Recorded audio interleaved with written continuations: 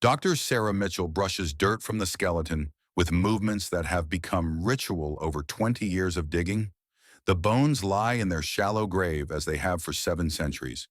But something about this one makes her hands tremble. The left humerus is grotesquely thick, swollen with extra bone that no healthy body should grow. The right arm, by contrast, looks almost fragile. Her assistant leans closer, breath visible in the cold Yorkshire morning, and asks the question Sarah has been dreading. What could cause this? She photographs the finger bones before answering. Deep grooves run through the metacarpals, channels worn by something that pressed into them with relentless force, year after year, until the body surrendered and reshaped itself around the pain. The spine curves at an angle that would have made standing upright impossible. Bone spurs jut from both shoulders like grotesque wings. This man spent his life being slowly destroyed by something he could not escape. War, specifically an English longbow. The burial site contains 427 skeletons, all male, all aged between 30 and 55. Every single one displays identical deformities: overdeveloped left arms, curved spines, grooved finger joints, calcium deposits on shoulders and elbows. These were not soldiers in any conventional sense. They were weapons, human weapons, forged from childhood, used until they broke, then discarded into unmarked graves while the world that consumed them marched forward without a backward glance. She picks up a small wooden carving found beside the skeleton. A bird, crude but carefully made, the kind of thing a loved one might give as a keepsake. Someone cared for this man once. Someone waited for him, perhaps. Someone believed he would come home. But the boy who became this skeleton never expected love to survive what was coming. England, late autumn 1287. The boy is born during harvest season in a timber shack with a thatched roof that leaks when it rains. His mother, Agnes, labors for 18 hours while the village midwife, Old Mary, delivers him without ceremony or celebration. Peasant babies die so often that joy is postponed until they survive their first winter. His father, Robert, does not come inside during the birth. He is in the field breaking his back on land he will never own, for a lord he will never meet. The boy has no name yet. Names come later if they survive. The shack measures 12 feet by 14. The floor is packed dirt that turns to mud when weather turns foul. The family sleeps on straw mattresses that crunch and rustle with every movement, sharing space with fleas and lice and the occasional rat bold enough to scurry across faces in darkness. The roof leaks in 7 places. Smoke from the central fire pit exits through a hole above when the wind cooperates, and when it does not, the family chokes on fumes while trying to stay warm. Agnes ages faster than she should. At 26, she looks 40. 4 previous pregnancies ended in 2 miscarriages and 2 infants dead before their second winter. The cold took one, fever took the other. She holds this new baby with the exhausted resignation of someone who has learned not to hope too fiercely. The boy survives his first winter. A mild miracle. Agnes nurses him for 18 months, though her milk is thin from malnutrition. By age 2, he has a sister, Mary, quiet and thin, who works alongside their mother with small hands that are always moving. By age 3, Mary is dead from a fever that burned through her in 4 days. The boy is too young to understand. Agnes becomes more withdrawn. Robert never speaks of Mary again. Grief is a luxury they cannot afford. When the boy turns 4, he begins work. Light work, they call it, though his small body disagrees. Feeding 3 scrawny chickens, collecting eggs, hauling water from the stream in a bucket he must carry with both hands, making 4 to 6 trips daily because the bucket is small and the family's thirst is not. His hands bleed from gripping the wooden handle. Agnes wraps them in cloth soaked with honey. By 5, the work intensifies. Morning, collect eggs, feed chickens, haul water. Midday, pick stones from the field until his fingers are raw and his back aches. Evening, help mother with cooking, with mending, with the endless labor of keeping a household alive on scraps. 10 hours a day, every day, the only childhood he will know. Summer evenings sometimes bring traveling bards. The village gathers when they arrive, hungry for stories, for something beyond the grinding sameness of survival. One summer, a man named William the Wanderer tells tales of knights, Sir Lancelot's valor, Richard the Lionheart's crusades, the shining glory of chivalry and honor. The boy listens with eyes that have not yet learned to guard themselves. In his mind, he sees himself in plate armor, riding a destrier, saving maidens, earning titles, being someone who matters. That night, he uses a stick as a sword, practicing in the yard behind the shack. Robert sees him and laughs, not cruelly, but with the sad wisdom of a man who knows exactly how the world works. Boy, knights come from noble blood. You come from mud. The boy stops playing, but the dreams persist. Stubborn weeds growing in soil, too poor to sustain them. October 1294. The boy is 7 years old when Lord Pemberton's soldiers ride into the village. The reeve rings the church bell. 3 slow tolls that mean every family must assemble. No exceptions. People emerge from fields and shacks, wiping dirt from their hands, fear already settling into their faces because nothing good comes from mandatory assemblies. A soldier unrolls a scroll and reads in formal English that most villagers barely comprehend. By decree of Parliament and His Majesty the King, all able-bodied males shall train in the use of the longbow. Training commences at age 7. Attendance is mandatory every Sunday, following church, minimum 3 hours. Failure to comply means a fine of 1 week's wages or 1 day in the stocks. The soldier explains in simpler terms. The king needs 5,000 trained archers within 10 years. Currently, England has perhaps 800. Wars in Wales, Scotland, and France demand massive expansion of the Archer Corps. These boys, he gestures to the 30 children aged 7 to 15 standing in the square, will become England's greatest weapon. In 10 years, they will rain death from the sky. The boy looks at his hands, small, soft, child's hands. He cannot imagine them doing what the soldier describes. To demonstrate why this matters, the soldiers set up targets. A straw dummy wearing a padded jacket. An arrow fired from 100 yards penetrates 6 inches deep. A second dummy wearing chainmail. The arrow breaks several links and penetrates 3 inches. An oak door, 2 inches thick. The arrow punches clean through, the shaft quivering in the wood on the far side. The soldier's voice carries across the silent crowd. These boys will learn to do this. They will learn to fire 12 arrows per minute. They will learn to hit targets at 200 yards in rain, in wind, in darkness. They will learn to kill without hesitation, without mercy, without conscience. England requires it. The law demands it.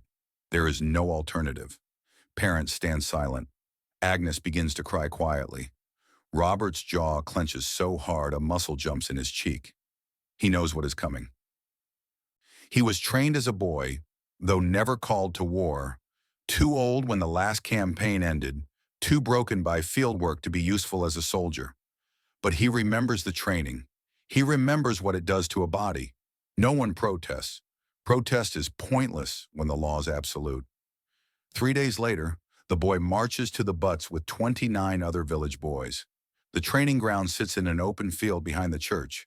200 yards of muddy grass with straw targets at 50, 100, 150, and 200-yard marks.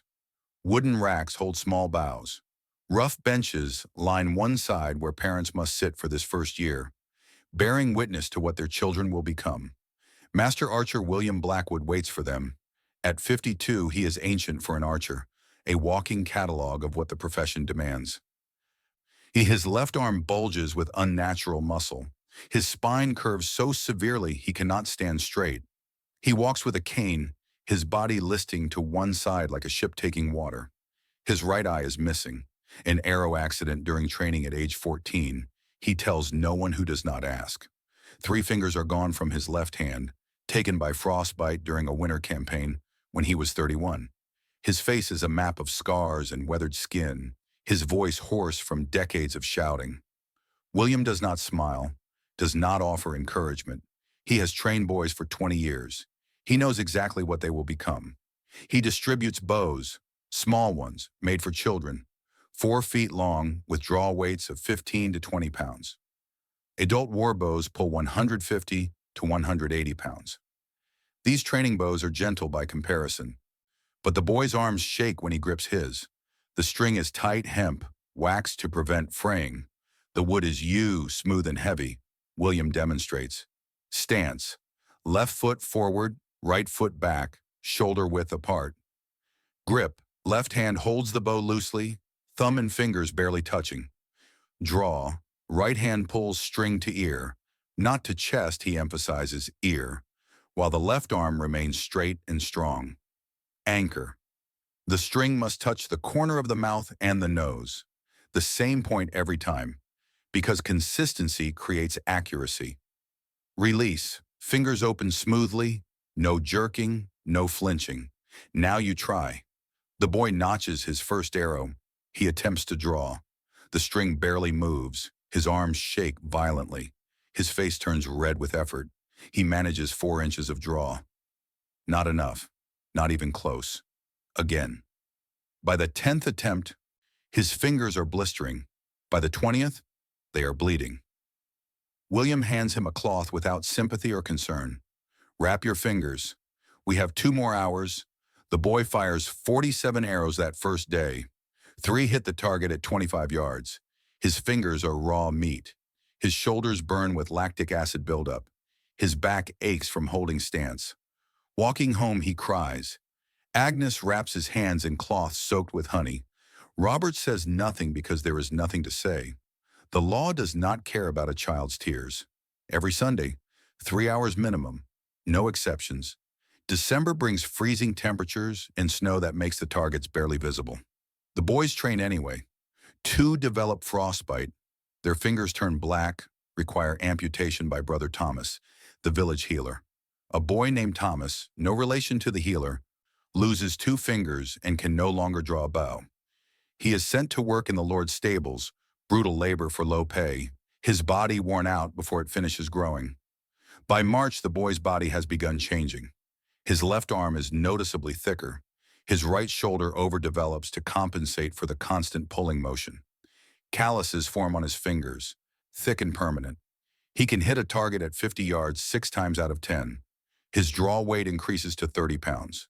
Year 2, age 8. The changes accelerate. Left arm circumference, 9 inches. Right arm, 7 inches. His spine begins to curve, 5 degrees that his parents do not yet notice. The calluses on his fingers thicken to 2 millimeters. Sensation begins to fade. He can press a needle into his fingertip without feeling it break skin. Training sessions extend to 4 hours. Arrow count per session, 150 to 200. Distance requirements increase. Accuracy standards tighten. William runs the training like a military drill. Miss the accuracy standard, shoot for 10 extra minutes. Miss 2 weeks in a row, spend an hour in the stocks while villagers throw rotten vegetables. Skip training without a valid excuse. Spend 3 days in stocks plus pay a fine the family cannot afford. The punishment system is not cruel for cruelty's sake. It is designed to ensure compliance because the king needs his archers and the king does not negotiate. A boy named Peter, age 9, attempts to draw a bow that is too heavy for his development. His shoulder tendon tears with a sound like wet rope snapping. He screams, drops the bow, his right arm hanging useless. Brother Thomas examines him and delivers the verdict with the flat affect of someone who has delivered it many times before. Rotator cuff completely torn. He will never draw a bow again. Peter is sent to work in the quarry. Most quarry workers die before 30 from lung disease. William uses Peter as a teaching moment. This is why you build strength slowly. Rush, and you become useless. Like him. The boy watches Peter being led away, still crying, and the lesson carves itself into his bones. This training can destroy you. Year 3, age 9. The boy wakes one morning unable to lift his left arm above his head. The pain is sharp and stabbing, like a blade grinding between bone and muscle. Agnes takes him to Brother Thomas. The healer palpates the shoulder, checking for tears or breaks. Inflammation of the bursa, he says. Common in young archers. Then he checks the spine, running his fingers down the vertebrae, and his hands pause. He makes the boy stand straight and observes from behind. Your spine is curving. See here, the slight lateral deviation forming. This will worsen. Agnes asks the question she already knows the answer to. Can you stop it? No, The bow is stronger than the body. It reshapes you. Brother Thomas leads them down stone stairs into the church crypt. Torchlight flickers across walls lined with the village dead. He points to 3 skeletons in the corner, laid out on stone slabs. Old William, who died at 41, 15 years ago. Harold the Archer, dead at 37, 22 years back. Young Jeffrey, gone at 29, just 8 years past. All 3 display the same deformities. Left humerus massively overdeveloped. Spines curved at angles that would make standing upright agonizing. Bone spurs on shoulders. Evidence of healed fractures, chronic infections, joints worn to nothing. All archers, all trained from childhood. None live past 45. Brother Thomas turns to the boy. His voice is not unkind, but neither does it offer false comfort. This is your future. I have treated 50 archers in my life. Not one died peacefully. The bow takes everything. Agnes cries. The boy stares at the skeletons, trying to process what he is seeing. His spine will curve further. By 20, he will walk with a stoop. By 30, chronic pain will be his only constant companion. By 40, he will be bedridden more often than not. If he survives war, which most do not. Can I stop training? No. The law is absolute. Unless you are crippled beyond recovery, you train until you are called to war or until you are too old to draw. Brother Thomas shares statistics from 50 archers he has treated. Average age at death, 38. Died in combat, 18, 36%. Died from injuries sustained in combat after returning home, 12, 24%. Died from training injuries, 3, 6%. Died from disease exacerbated by weakened bodies, 11, 22%. Other causes, 6, 12%.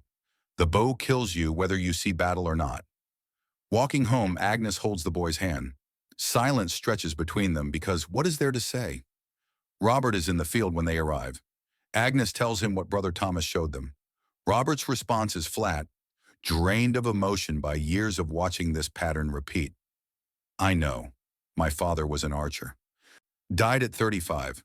I watched his body fall apart. Why didn't you warn me? Would it have changed anything? The law does not care about warnings. That night, the boy lies on his straw mattress, staring at the ceiling through the darkness. For the first time, he fully understands. He is not training to become something. He is training to be used up and discarded. His body is not his own. It belongs to the king, to England, to a war machine that consumes children and excretes broken men. Years grain forward. Age 10. His measurements. Height 4 feet 8 inches. Small for his age from malnutrition. Left arm circumference, 11 inches. Right arm, 8 inches. Spine curvature, 8 degrees. He can draw a 50-pound bow to full extension. Accuracy, 8 out of 10 at 100 yards. Williams' assessment, adequate. Not gifted, not hopeless. You will survive if you are lucky. Age 12. The transition comes. William announces it without ceremony. You have outgrown children's bows. Time for real weapons. He distributes war bows. 6 feet long, as tall as the boy himself. Draw weight, 120 pounds, 8 times what they started with. Made from yew wood aged 4 years or more. String thick as a finger, hemp fibers waxed and twisted. The bow weighs 2.5 pounds of solid wood that feels impossibly heavy in hands that have only ever held training equipment. First draw. Give me full extension. The boy plants his feet, grips the bow, notches an arrow, pulls. The string resists like iron bar anchored in stone. His arms shake violently. His shoulder makes a grinding sound, cartilage compressing, tendons stretching past their design limits. Something tears, a sharp, hot pain that makes him gasp, makes his vision blur at the edges. But he keeps pulling, gets the string to his ear, holds for one heartbeat, muscles screaming, releases. The arrow flies wild, missing the target by 20 yards. Again, his shoulder is screaming, but he notches another arrow. 2 months into warbow training, the boy's shoulder is in constant pain. He can barely lift his left arm. Brother Thomas examines him with the weary patience of someone performing a familiar ritual. Rotator cuff tear. Partial, not complete. You are lucky. Treatment consists of a poultice of comfrey and honey applied to the shoulder. Rest would help, but rest is not an option. Brother Thomas binds the shoulder tightly with cloth strips and advises reducing draw weight temporarily, knowing the advice will be ignored because William does not accept reduced draw weight as an excuse. The boy trains through it. Pain becomes his companion, a constant presence that sometimes dulls to a manageable ache and sometimes flares into white-hot agony. He learns to work around it, to compensate, to keep drawing no matter what his body screams at him. Age 13 brings a different kind of change. One evening, Robert and Richard the blacksmith speak privately in the village square. Their conversation is brief and transactional. Your boy trains as an archer. He will likely survive to adulthood if luck favors him. He may even see steady service, return with loot or wages. Richard nods. My Emma needs a husband eventually. I propose a match. When your boy returns from his first campaign, if he returns, they marry. Agreed. The arrangement is practical, nothing more. Emma's family gains connection to a potential soldier. Soldiers sometimes accumulate wealth through looting, sometimes receive pay. The boy's family gains connection to the blacksmith, useful for tool repairs, equipment maintenance, small favors that ease survival. Neither child is consulted. Consultation is not part of the arrangement. They are told together. Both families present in the village square. Emma is 12, the boy is 13. They stand awkwardly while their parents discuss terms. Emma speaks first. I'm Emma, I know. The boy's voice is uncertain, unsteady. He realizes he does not have a name worth mentioning. Robert's son, the archer boy. Emma looks at him directly, unflinching.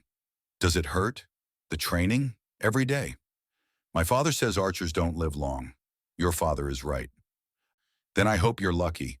It is not romantic, not love. Just two children being informed that their futures have been decided without their input or consent. Over the next 2 years, they talk occasionally. Brief conversations stolen between chores, between obligations, between the grinding necessity of survival. What's it like? The training? Like being slowly broken. Every Sunday, a little more. Why do you keep going? Because the law says so, and quitting means worse. Age 14. She asks about his work. He asks about the forge. Their conversations are careful, testing boundaries, two people trying to understand who the other is while knowing their futures are already written. Age 15. Emma notices his posture changing, his back curving. Your spine is... I know, I'm not judging. I'm just sorry. Don't be sorry. Be glad you're not the one training. Spring of his 15th year. They meet by the stream where he fetches water for his family. Emma pulls something from her pocket, a small carved wooden bird, crude but carefully made. I made this. For you. So you remember home. He takes it. The carving is rough, the details imprecise, but the care is evident in every knife mark. Why a bird? Because birds can fly away. But they come back. Silence stretches between them. He turns the bird over in his fingers, feeling the grooves, the texture of wood shaped by hands that wanted to give him something to hold on to. When I come back, we'll marry, I promise. Don't promise. Just try. He tucks the bird into his pocket, where it will stay through everything that follows. Age 16. His body has become a catalog of asymmetry and damage. Height, 5 feet 6 inches. Stopped growing, malnutrition stunting development. Left arm circumference, 16 inches. Right arm, 10 inches. Spine curve 15 degrees. A visible hunch forming that makes him look perpetually bent. Fingers grooved 2 millimeters deep. Calluses 3 millimeters thick. Shoulder grinds with every movement. Chronic pain his only constant. He can draw a 150-pound bow comfortably. Accuracy, 9 out of 10 at 200 yards, perfect at 100. William pushes the oldest boys harder now. Speed drills, fire 12 arrows in 60 seconds while maintaining accuracy. 7 out of 10 must hit target at 100 yards. If they fail, They repeat until successful or until they collapse. Endurance drills. Fire 200 arrows in a single session. 90 minutes of continuous shooting with no breaks except to retrieve arrows. Results: fingers bleeding through calluses, shoulders numb, vision blurring from exhaustion. William teaches them combat realities. You will not aim at one man. You will aim at the sky. Volley fire. 5,000 archers firing together makes a cloud that blacks out the sun. You do not need to hit someone specific. Just send arrows where the enemy stands.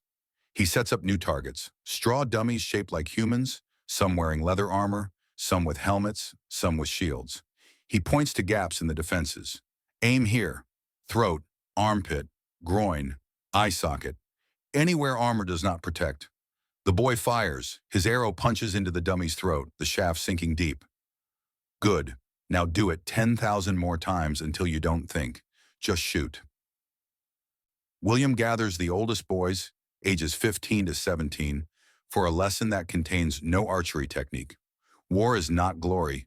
War is standing in mud for hours, firing until your fingers split open and your shoulder feels like it's tearing from your body. You will see men die. You will kill men. Some will beg. Some will scream for their mothers. You ignore it. You fire. You kill. That is your job. He pauses, letting the words sink in. If you hesitate, if you feel mercy, you die. Or worse, your hesitation gets the man next to you killed. There is no room for conscience on a battlefield. The boy absorbs this, trying to imagine himself killing someone. The image refuses to form clearly. He can hit targets. He can pierce straw dummies. But the idea of an arrow sinking into flesh, into a person who breathes and thinks and fears, that image remains abstract, unreal. He will learn.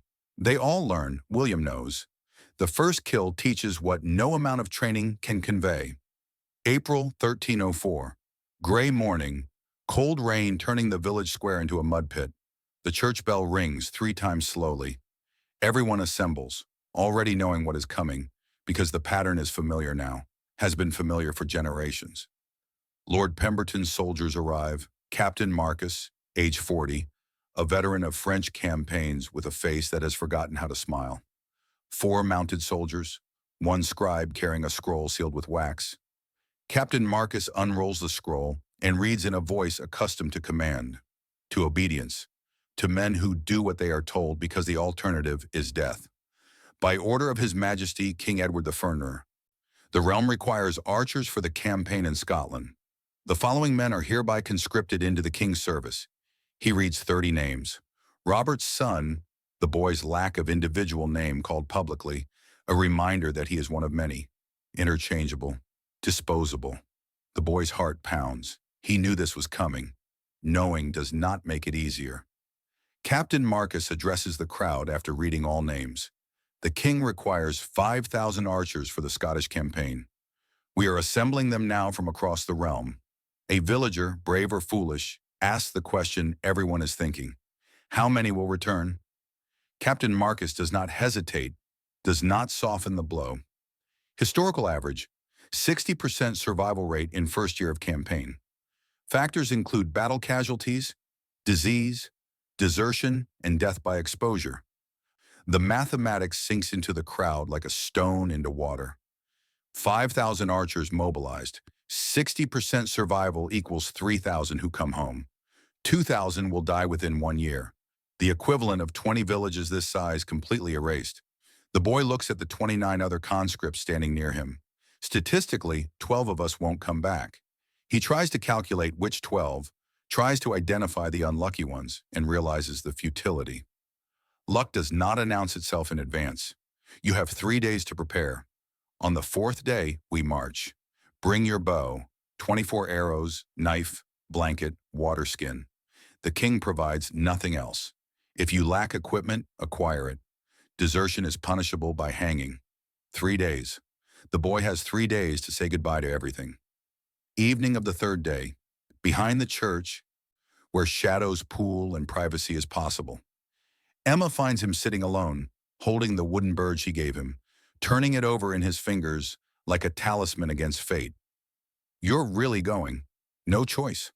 She sits beside him. They do not touch. Propriety forbids it even now. Silence stretches between them, heavy with things neither knows how to say. Promise me something. What? Don't make promises you can't keep. Don't tell me you'll come back. Don't tell me we'll marry. Just try to survive. I can promise that. Can you? He looks at her, really looks, trying to memorize every detail, the exact shade of her eyes, the way her hair falls across her forehead, the small scar on her chin from a childhood accident she once told him about, trying to capture this moment so he can carry it through whatever's coming. I'll try. Emma pulls out a small cloth bundle, inside a piece of bread, hard and stale, but it represents one of her few meals for the journey. He takes it, knowing what it costs her. Thank you. Silence again. Neither knows what to say when you might never see each other again, when the future is a vast darkness that swallows all certainty. The bird. Keep it close. I will. Emma stands to leave, pauses, turns back. If you come back different, if the war changes you, I'll still be here. You don't know what I might become. No, but I know what you are now. And I'll remember. She leaves. He watches her go, gripping the wooden bird so tightly it digs into his palm, leaving a small red mark that will fade long before the memory does. That night, final night in the shack. His family sits around the fire pit. Agnes cries quietly. Has been crying on and off for 3 days. Robert is silent for most of the evening, staring into flames. Finally, you'll see things, bad things. Don't let them break you. What if they do? Then you keep walking anyway. His sister Catherine, age 6, is too young to understand. Thinks her brother is going on an adventure. Will you bring me back a present? The boy lies because the truth would mean nothing to her. Yes, something special. He cannot sleep. Lies on his straw mattress, listening to his family breathe, trying to memorize these sounds. His mother's soft snoring, his father's deeper rhythm, his sister's quick child's breathing. This might be the last time I sleep in a bed. The thought arrives unbidden, unwanted, undeniable. He thinks about Emma, about the wooden bird, about the skeletons in the crypt with their twisted spines and their unmarked graves. He thinks about the law that demands his service, the king who sees him as a tool, the war machine that will consume him and spit out whatever remains. Morning comes too quickly. Dawn breaks cold and gray. 30 conscripts gather in the village square, ages 17 to 35. First-timers 22, including the boy. Veterans 8, men who served previous campaigns and survived, though survival seems too generous a word for what they have become. One veteran stands apart from the others. Thomas of York, age 35, 7 campaigns behind him. His left arm bulges with muscle that looks obscene against his thin frame. 3 fingers are missing from his left hand. Frostbite, winter campaign 6 years back. His left eye is milky white. Partial blindness from an infection that nearly killed him. Scars map his face and neck. He walks with a slight limp, favoring his right leg. His spine curves, though not as severely as some.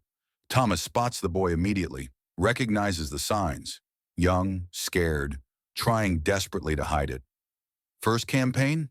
Yes. You'll die or you won't. Odds are about even. Try not to shit yourself when the arrows start flying. The boy manages a weak smile. Thanks for the encouragement. Thomas's expression doesn't change. Encouragement gets you killed. Preparation keeps you alive. Stick with me. I'll teach you what William Blackwood didn't. Captain Marcus rides to the front of the column. We march to Newcastle.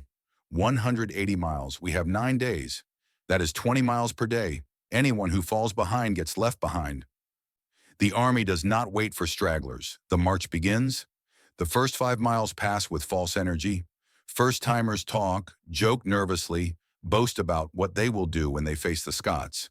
Thomas walks beside the boy in silence, watching the younger men waste breath on words that mean nothing. Give them 3 days. They'll be too exhausted to talk. By mile 10, conversations die.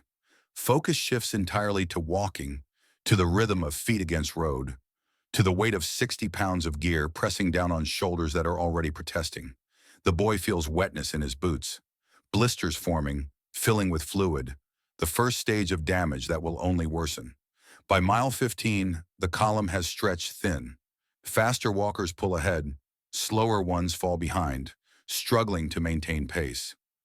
Captain Marcus rides up and down the column on his horse, calling out threats disguised as encouragement. Keep up or get left. The army doesn't wait for weakness. Mile 20 arrives like a prison sentence ending. Camp is made in an open field. No tents. Those are for officers. The men sleep on bare ground, bodies arranged in rough clusters around small fires. The boy removes his boots with shaking hands. His feet are covered in blisters, some already burst in weeping, clear fluid mixed with blood. The pain is sharp and constant. Thomas appears beside him, drops his own pack with the practiced efficiency of someone who has done this too many times. Wrap them. Use strips of cloth from your spare shirt if you have one. Tomorrow will be worse. How much worse? The blisters will pop and bleed, then they'll callus if you're lucky. Then they'll blister again on top of the calluses. After a week, your feet won't feel like feet anymore. Just meat you walk on. Dinner arrives via supply wagon. Hard bread that could crack teeth if bitten wrong. Salted meat of questionable origin. Could be beef, could be horse, could be something no one wants to identify. Thin gruel that is mostly water with occasional grains floating like debris in a stream. The boy forces it down, tastes like dirt and despair, but hunger makes everything palatable. That night, he cannot find comfortable position for sleep. The ground is hard. His body aches in places he did not know could ache. His feet throb with every heartbeat. Around him, other men cough, groan, shift position endlessly. Someone weeps quietly in the darkness. No one comments on it. Everyone pretends not to hear. Day 2, Day 3, Day 4. The days blur into each other, distinguished only by increasing levels of misery. The boy's blisters burst and bleed through his wrappings. His shoulders develop raw spots where the pack straps dig in. His back aches from the constant forward lean required to balance the weight. His legs burn with fatigue that never fully fades overnight. Day 7 brings the first death. A boy named Peter, 16 years old from a neighboring village, has been sick for 2 days. Dysentery from drinking water from a stagnant pond, despite Thomas's warnings to only drink from running streams. Peter is pale, weak, voiding his bowels constantly until there is nothing left but bloody water. He keeps walking because stopping means being left behind, and being left behind means dying alone. Morning of Day 7, Peter collapses mid-stride. Falls face first into mud, his body simply giving out, muscles no longer responding to will. The boy runs toward him, instinct overriding reason. Thomas grabs his arm with iron grip. Don't. He needs help. He's dying. The column doesn't stop for dying men. Captain Marcus rides past Peter's fallen body without slowing his horse. Keep moving. The boy looks back as the column marches forward. Peter is still alive, trying to crawl, one hand reaching out toward the departing soldiers. His mouth moves, but no sound carries. Within minutes, he is too far behind to see clearly. Within an hour, he is forgotten by everyone except the boy, who cannot stop thinking about him dying alone in the mud while crows circle overhead. That night, the question emerges like infection from a wound. What happens to him? Thomas pokes the fire with a stick, sending sparks spiraling upward into darkness. He dies, alone. Then crows and wolves eat what's left. By tomorrow, he'll be bones. No burial, no prayer. War doesn't have time for prayers. Get used to it. The boy lies awake long after others have fallen into exhausted sleep. Thinks about Peter. Thinks about how easily it could have been him. Thinks about how death in war is not glorious or meaningful, but simply a body left behind while the world continues forward without pause. Thomas teaches lessons between miles, knowledge dispensed in short bursts when breath allows.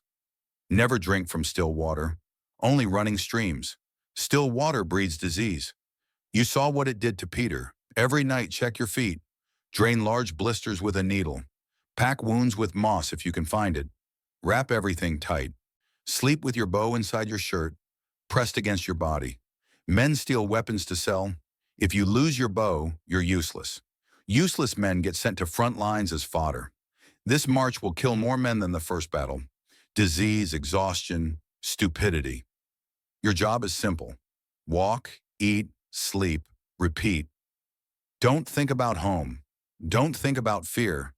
Just keep moving. The boy absorbs each lesson, files it away in the part of his mind that is learning to think like a soldier rather than a child. Day 9, late afternoon. The column crests a hill, and below them spreads Newcastle muster point. The sight steals breath from lungs. An ocean of men stretches across the landscape, tense for miles, smoke from thousands of campfires rising to create a permanent haze, banners snapping in the wind. The constant low roar of 15,000 voices creating a sound like distant thunder that never stops. Captain Marcus rides to the front of their small column, turns his horse to face them. Total force, 15,000 men. Infantry, 8,000. Cavalry, 2,000. Archers, 5,000. Support staff, 500. Welcome to the King's Army. Thomas's voice is quiet beside the boy. This is where boys become killers. The archers' camp occupies a massive field on the eastern edge of the muster point. 5,000 men organized by region into companies of 200. The boys' company, Yorkshire and surrounding villages, is assigned a section of trampled grass with no shelter, no infrastructure, nothing but ground to sleep on and fire pits to share. Living conditions are barely controlled chaos, no tents except for officers. Sleep on bare ground or on whatever you can scavenge. Campfires shared by 10 men each. Latrines dug as deep trenches that smell like open graves, the stench carrying across camp whenever wind shifts. Food distributed twice daily from supply wagons, the same terrible bread and mystery meat and thin gruel they have eaten for 9 days. That first night in camp, Thomas leads the boy away from the main gathering. They walk in silence until they reach a field on the outskirts. Rows of shallow graves stretch across the ground.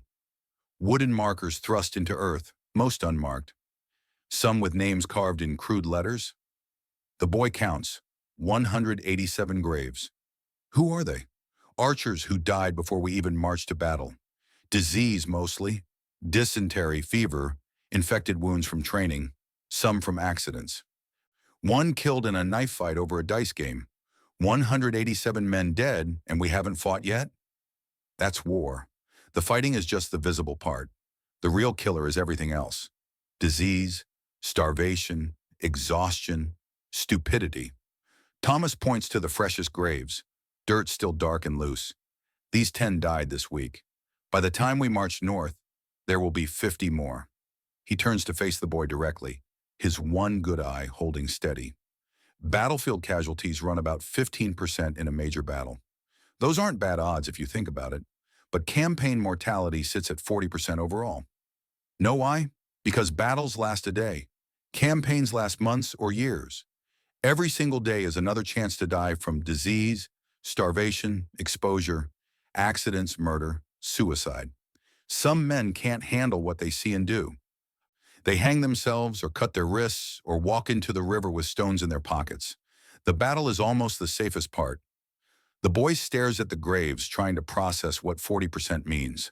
2,000 men out of 5,000, nearly half.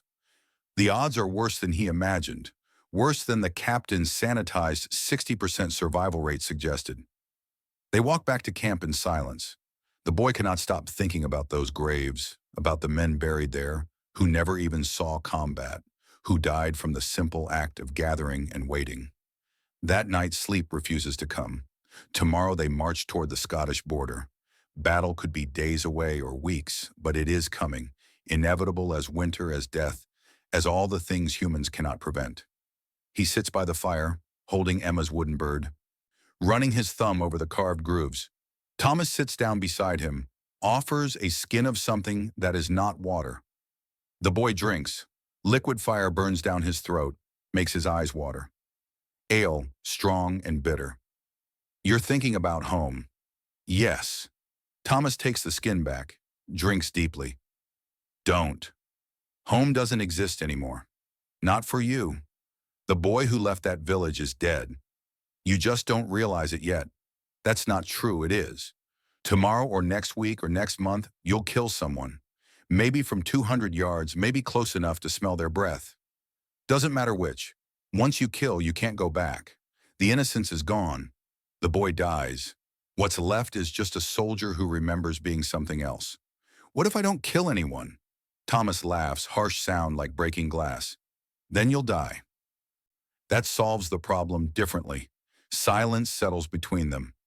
The fire pops and crackles. Around them, thousands of men try to sleep, try to forget where they are and what is coming. I had a girl too. Name was Sarah. Promised to marry her when I got back from my first campaign. What happened? I came back. She saw what I'd become. The things I'd done were written on my face, in my eyes, in the way I couldn't touch her without flinching. The way I woke up screaming every night for months. She left, married a farmer who never saw war. I don't blame her. I was a stranger wearing a familiar face. Emma won't leave. Maybe not. But you might wish she would. It's easier to be a monster when no one's waiting for you to be human. Dawn breaks with horn calls that echo across the massive camp. The army mobilizes slowly, 15,000 men gathering equipment, forming ranks, organizing into the marching order that will carry them north toward Scotland. The boy straps on his gear with hands that shake slightly. Bow across his back, 24 arrows in quiver, knife at belt. Small pack with Emma's bread, now rock hard and inedible but kept anyway, and the wooden bird that represents everything he is leaving behind. Thomas checks his own equipment with the practiced efficiency of someone for whom this is routine. Ready? No? Good. That means you're smart. Come on, they join the column. 5,000 archers marching in loose formation, companies kept roughly together, but without the rigid structure of infantry. They walk north. The landscape changes gradually. Rolling farmland, giving way to rougher terrain, fewer villages, more forest. They are approaching the border country, the contested land where England and Scotland have been killing each other for generations. 5 days of marching, the routine becomes familiar. Walk until feet are numb, stop for brief rest, walk again, make camp, eat terrible food, sleep poorly, wake and repeat. The boy's body adapts. His feet toughen, his legs strengthen. He learns to distribute the pack weight more efficiently. He learns which thoughts to think and which to avoid. Day 5, afternoon. Scouts return with news that ripples through the column like wind through wheat. Scottish forces have fortified a position 3 miles ahead. Numbers estimated at 3,000, 1,500 infantry, 800 cavalry, 700 archers. Captain Marcus rides down the column giving orders. Tomorrow you earn your keep. Form ranks at dawn. That night no one sleeps well. The boy lies on his back staring at stars, trying not to think about what tomorrow means, trying not to imagine arrows flying, men dying, his own death approaching like an appointment he cannot miss. Thomas sits nearby, sharpening his knife with a whetstone, the rhythmic scraping sound oddly comforting. First battle nerves. Everyone gets them. How do I stop shaking? You don't. You shake until the first arrow leaves your bow. Then training takes over and the shaking stops. Your body knows what to do even when your mind is screaming, "What if I freeze?" Then you die and someone else takes your place. The army doesn't stop because one archer fails. 5,000 bows firing. One doesn't matter. The words should be comforting. They are not. Dawn arrives in mist and cold. The army deploys across an open field that slopes gently upward toward a ridgeline where the Scots have positioned. Distance, approximately 600 yards. Visibility, perhaps 200 yards through the mist. The archers form 3 ranks. Front rank kneels. Second rank stands. Third rank stands slightly back. The boy is in the second rank, position 47 from the left. Thomas is beside him, position 48. Around them, 5,000 men arrange themselves with the precision that comes from endless drilling, from training that has become muscle memory. They wait. 90 minutes of standing in formation while officers position forces, while cavalry maneuvers, while the machinery of war grinds slowly forward. The boy's hands shake. He tries to steady them. Fails. His breathing is too fast, too shallow. Hyperventilation making his vision blur at the edges. His bladder demands attention, but there is no time, no opportunity, no mercy for bodily needs. Thomas grabs his shoulder, grips hard. Breathe. Slow. In through nose, out through mouth. You've fired 50,000 arrows in training. This is just number 50,001. Same motion, same release. The mist begins lifting. Across the field, the Scottish army becomes visible. Dark mass of men arranged on the ridge, banners flying, clan symbols the boy cannot identify. Horses moving, cavalry positioning on the flanks. Sunlight glinting off spear points and helmets and the sharp edges of weapons designed for killing. The boy's terror is complete now. Overwhelming, all-consuming. He wants to run, wants to throw down his bow and flee, but there is nowhere to run to. Desertion means execution, and his legs will not obey even if his mind commands retreat. Captain Marcus's voice carries across the archer line, trained projection that reaches every ear. Archers, prepare! 5,000 hands reach for quivers. The sound is like wind through leaves, cloth and leather, and wood moving together. Knock. The boy's fingers are numb as he notches an arrow. The fletching is damp from morning dew. He worries briefly that it will affect the flight, then realizes how absurd it is to worry about such details when men are about to die. Draw! He pulls the string back. His muscles scream immediate protest. The bow feels heavier than it ever has, like pulling against iron, against stone, against the weight of the world itself. He gets the string to his ear, anchor point at corner of mouth, nose touching string, and holds. His arms shake violently. Around him, 5,000 men in identical stance, wall of drawn bows waiting for the word that will transform them from men into instruments of death. Loose, the boy releases. His arrow leaps upward, joining 4,999 others. For 8 seconds, the sky turns black. A cloud of arrows arcing upward in perfect trajectory, reaching apex, beginning descent. The boy watches mesmerized. It is beautiful in a terrible way. Organized violence on a scale that transforms individual deaths into abstraction. The arrows land 600 yards away. Distant screams carry across the field. Men falling, horses rearing. But from this distance, it is not quite real, like watching a play, a performance. Something happening to people who are not fully people, but rather distant figures without faces or names or lives. Knock, draw, loose. The boy fires again, reaches for another arrow, fires. The rhythm takes over. Training supersedes thought. His hands know what to do, even as his mind retreats into protective numbness. Grab arrow from quiver, 2 seconds. Knock to string, 1 second. Draw to anchor, 1 second. Aim high, 1 second. Release, immediate. Repeat, repeat, repeat. Time loses meaning. Could be minutes, could be hours. The world narrows to the mechanical sequence of movements. Grab, knock, draw, loose. His quiver empties slowly. 24 arrows becoming 20, becoming 15, becoming 10. After what feels like both seconds and eternity, his fingers begin to fail. The calluses that took years to build tear away under constant friction. Blood runs down his hand, makes the bow slippery. His shoulders burn with pain that transcends muscle fatigue, feels like tendons tearing from bone. His back locks in agony from holding stance. Breathing becomes ragged, desperate, never quite enough air.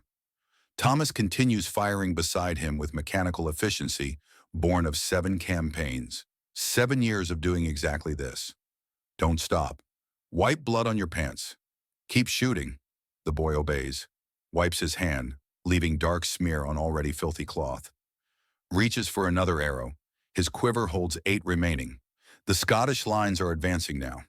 Infantry moving forward in organized ranks. Cavalry preparing on the flanks.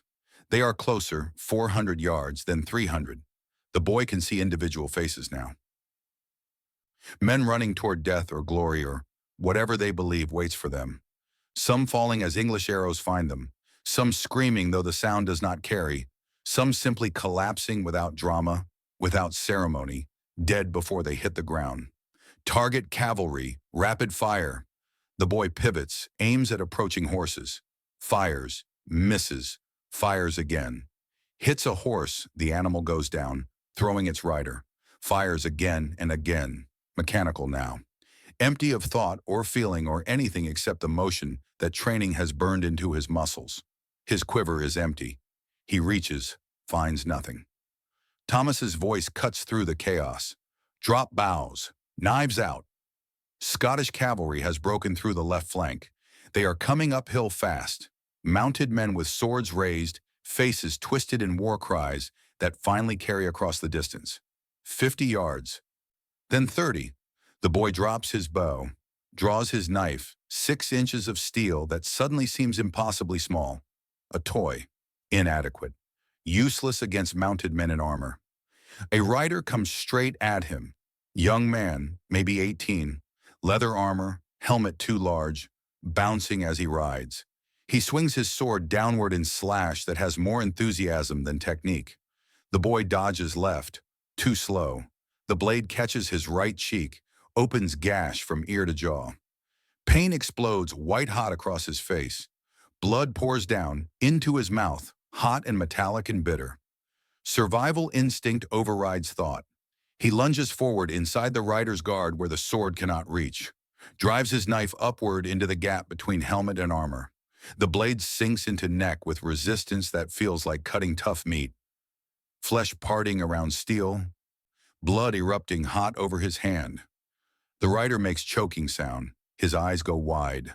Not anger, not rage, just shock and terror, and the sudden understanding that death has arrived. He tries to speak.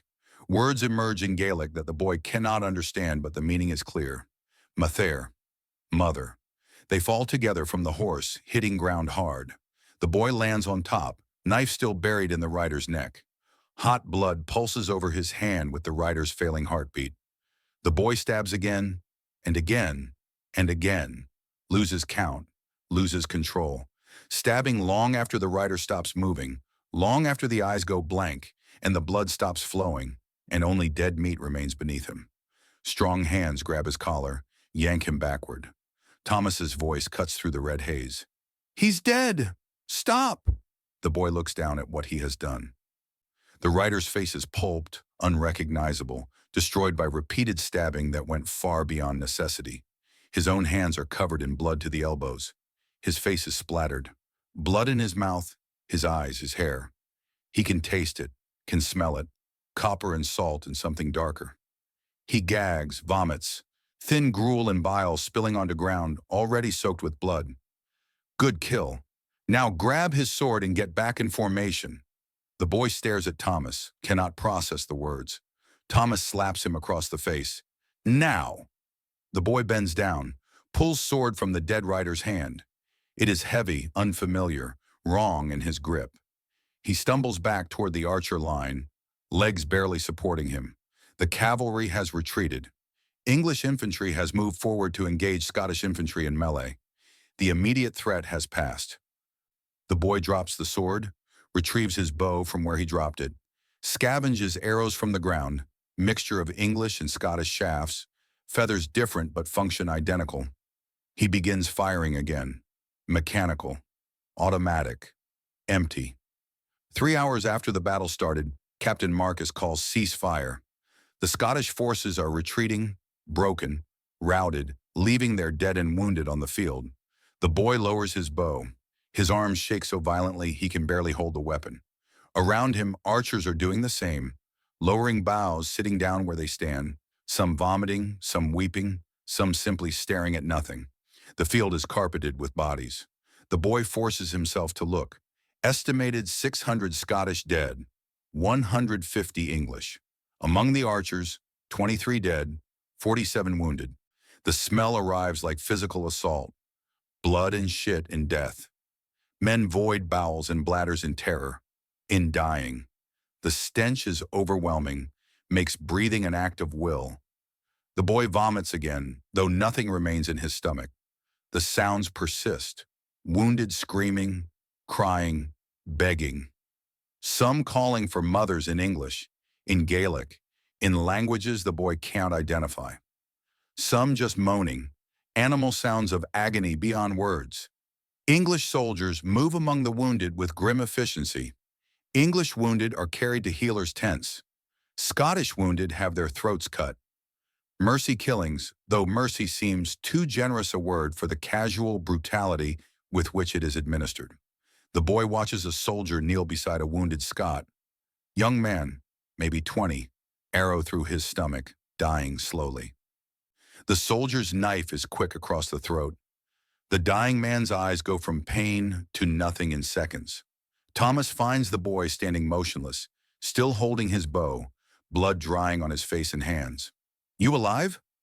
The boy's voice emerges hollow, distant, like it belongs to someone else. "I think so. You're covered in blood." "Yours or his?" The boy looks down at himself. Cannot distinguish. Blood everywhere. "Come on, we need to check you." Thomas leads him to a quieter area away from the main carnage, makes him sit, examines him with practiced hands that have done this many times before. Face wound needs stitching. Hands are torn up but nothing permanent. Shoulders probably strained. Hard to tell with adrenaline still flowing.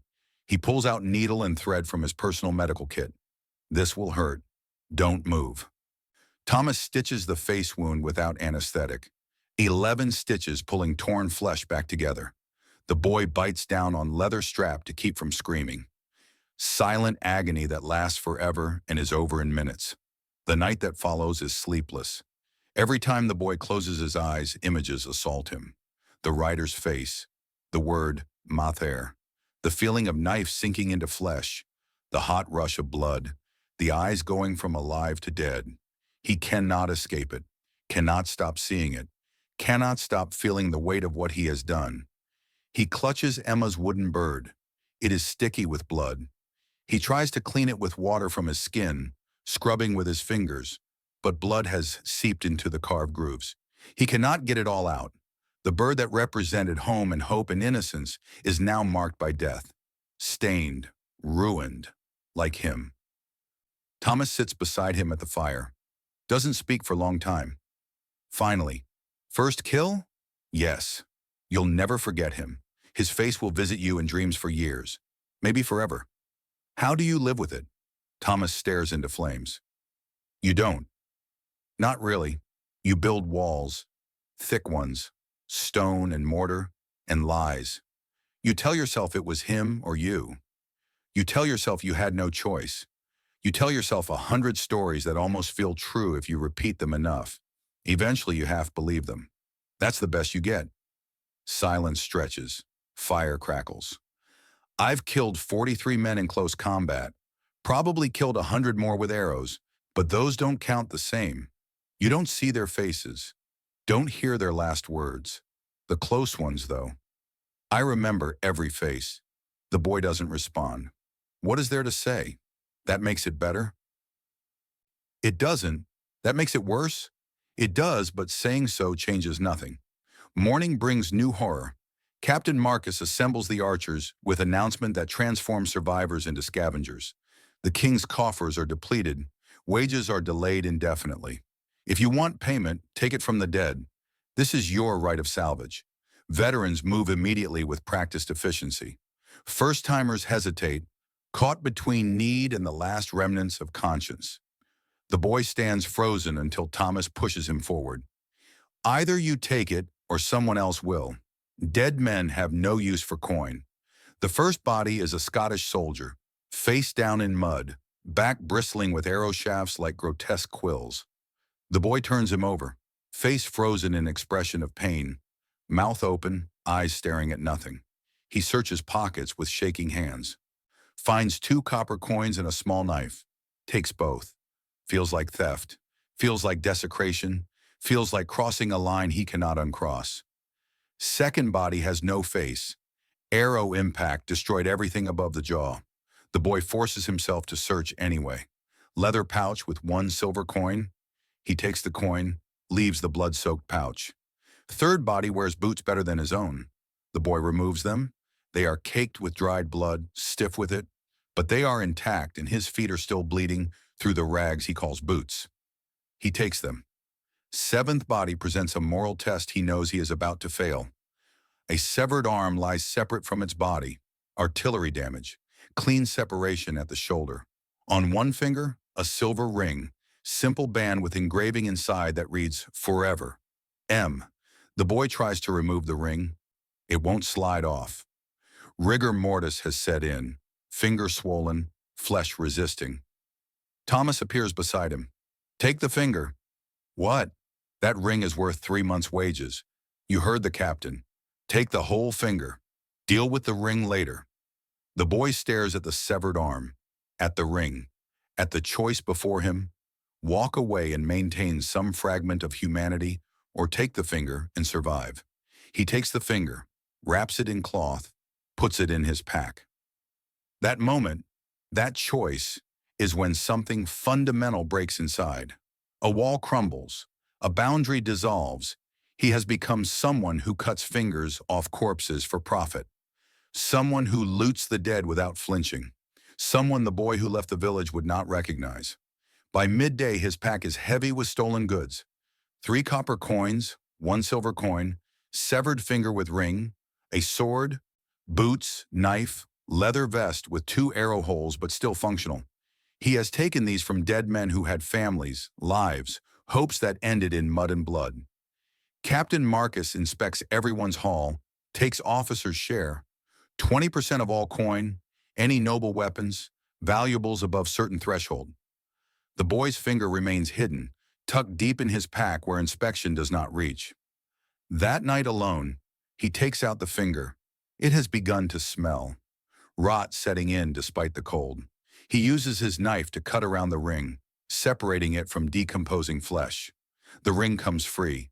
He washes it in stream water until it gleams, holds it to firelight, reads the inscription, "Forever." M. questions assault him. Who was M? Wife? Betrothed? Does she know he is dead? Will she ever know what happened to this ring? He pockets it next to Emma's wooden bird. 2 tokens.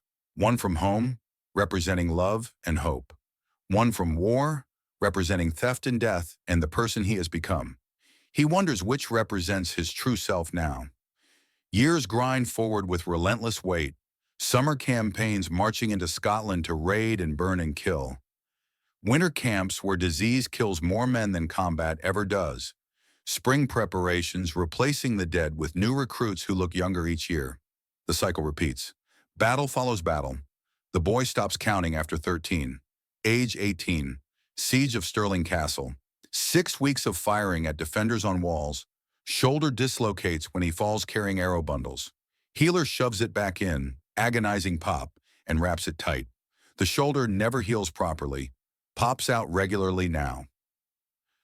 Chronic instability that means every draw carries risk. Age 19. Skirmish at River Forth. The boy kills his second man in close combat. Scottish archer who comes at him with knife. Less traumatic than the first. The walls are working. He is numbing. Age 21. The infection arrives as consequence of minor wound. Scottish arrow catches his left thigh, tears muscle, leaves 2-inch gash that seems insignificant. Within a week, the wound is red, hot, oozing pus. Flesh around it turning gray-black. Gangrene beginning its slow consumption. Brother Marcus, the army healer, examines with eyes that have seen this progression too many times. Gangrene, early stage. If we don't cut out the infection, you lose the leg. Cut it out how? I heat a knife. Cut away dead tissue. Pack the wound with dung poultice. Maybe you survive. Maybe 70-30 odds. Without treatment, you're dead in 2 weeks. No anesthetic. Cannot spare it for common soldier.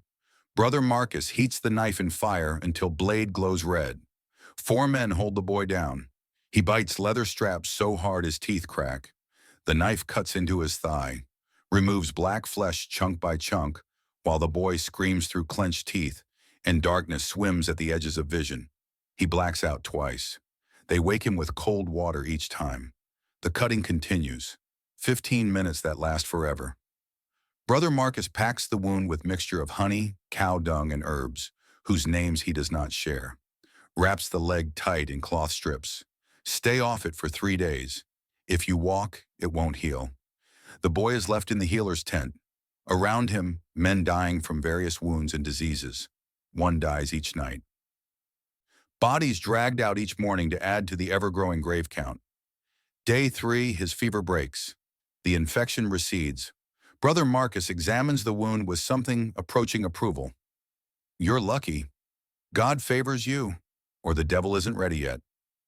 The boy rejoins his unit with massive scar on his thigh and limp that will never fully disappear.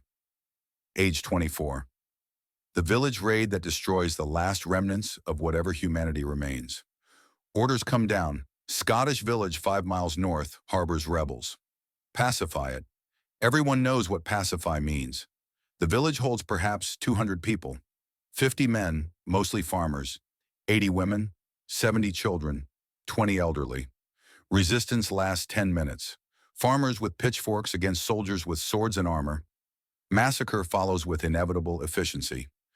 The boy does not participate in killing civilians, but he watches. Watches a mother holding a baby get speared through, both dying together. Watches an old man beaten to death with clubs, 8 blows, conscious for 6. Watches a teenage girl dragged into a barn, hears her screaming, then silence. He stands, does nothing, says nothing. Silence is participation. Inaction is complicity. A root cellar door is ajar. The boy opens it. Inside, a Scottish child, age 8, hiding, terrified, crying silently. The choice arrives stark and simple. Report the child. Soldier will kill him. Close the door and walk away. Small mercy that changes nothing but means everything. The boy closes the door, walks away, says nothing. That night he sits apart from camp.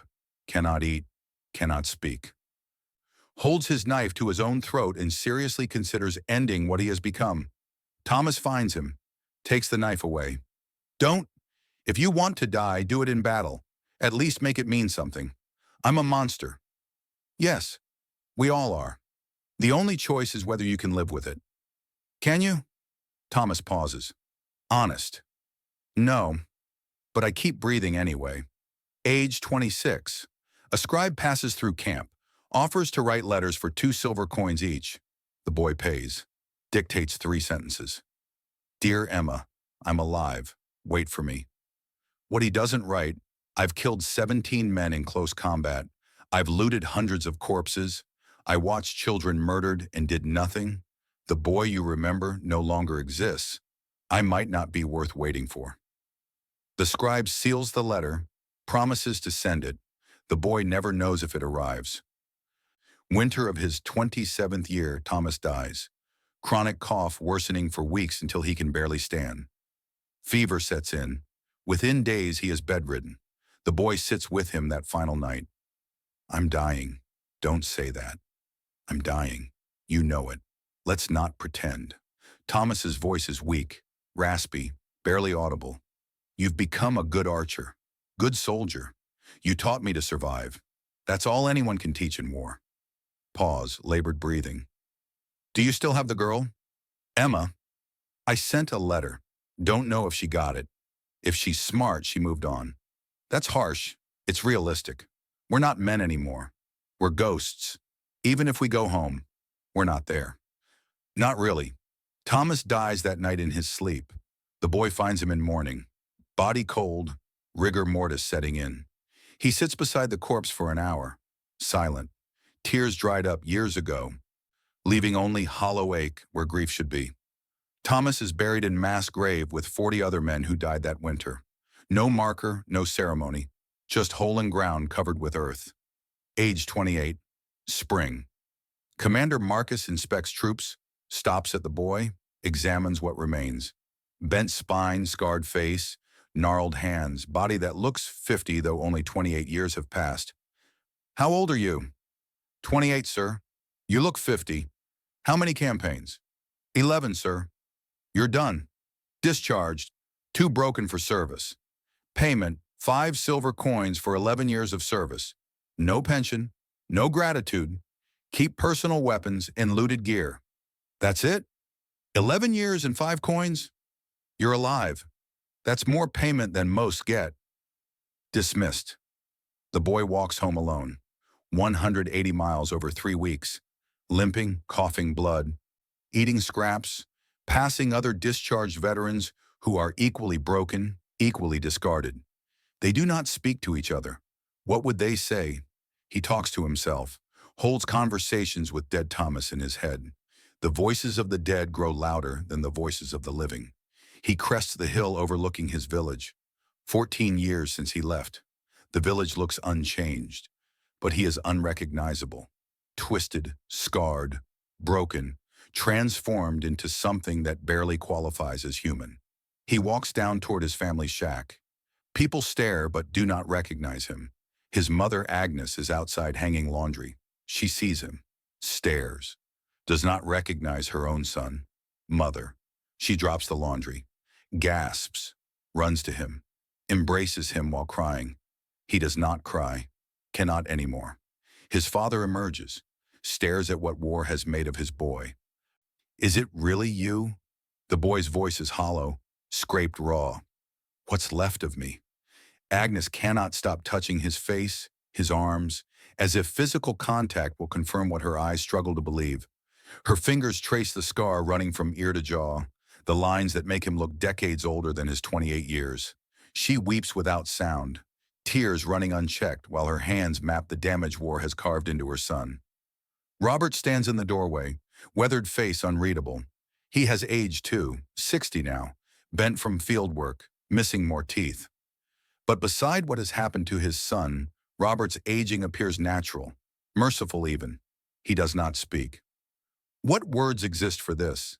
Catherine appears from behind the shack. 16 years old now, no longer the child who asked for presents.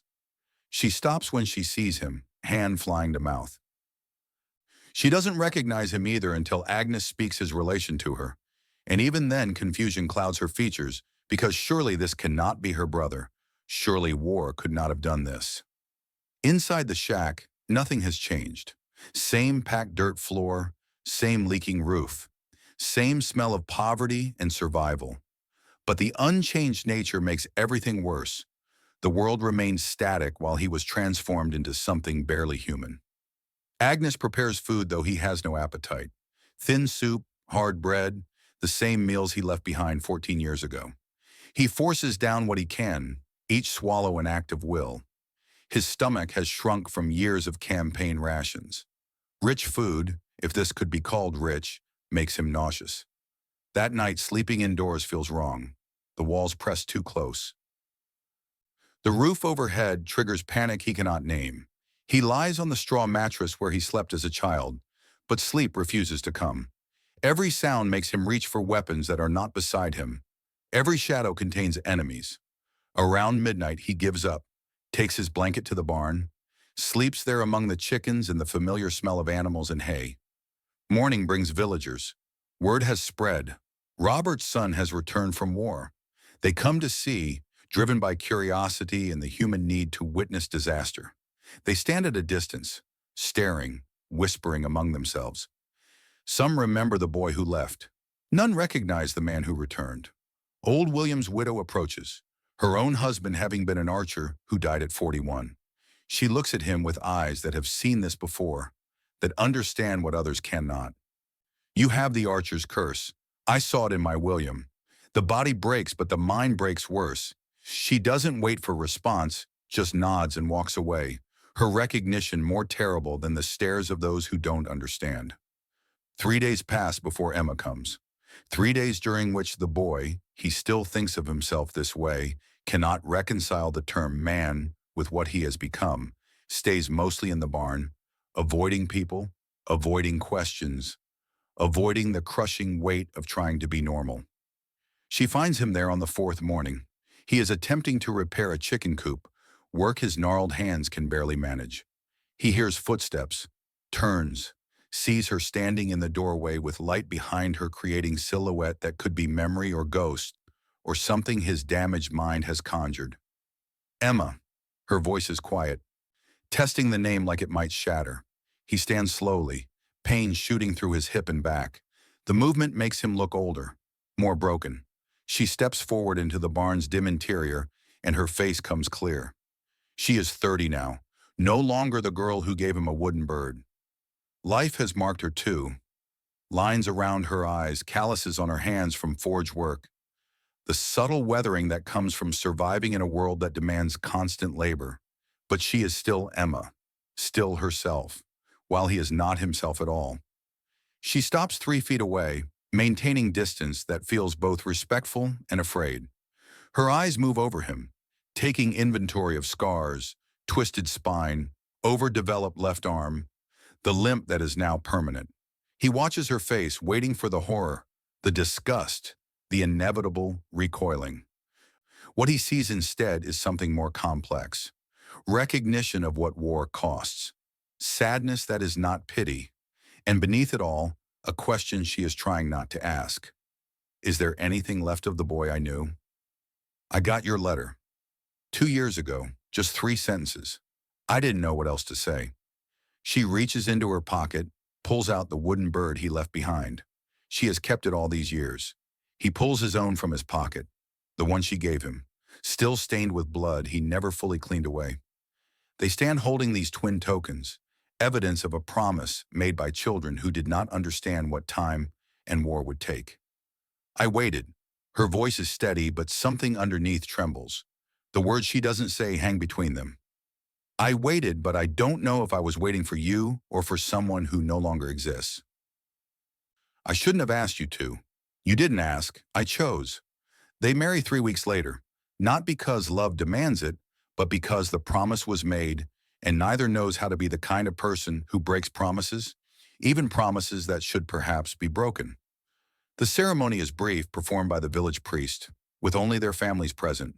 No celebration, no joy, just words spoken and agreements sealed, and two people trying to build something from the ruins of who they used to be. The wedding night is disaster he should have anticipated. They lie beside each other in the small room Robert has partitioned off in the shack, cloth hanging, providing illusion of privacy. Emma reaches for him tentatively, and he flinches before he can stop himself. The flinch becomes full recoil when she persists. His breathing accelerates. Sweat breaks across his skin. Panic floods through him, primal and overwhelming. She pulls back immediately. I'm sorry, no, I'm... He cannot finish the sentence. Cannot explain that her touch triggered something. That intimacy feels like vulnerability. That vulnerability feels like death. They lie in darkness, not touching, the space between them filled with things neither can name. Eventually, Emma's breathing steadies into sleep. He lies awake until dawn, every shadow a threat, every sound an approaching enemy. Morning brings the pretense of normalcy. Emma rises early, works alongside her father at the forge. The boy, he must start thinking of himself as a man, must start using adult terms, even though he feels ancient and childish simultaneously.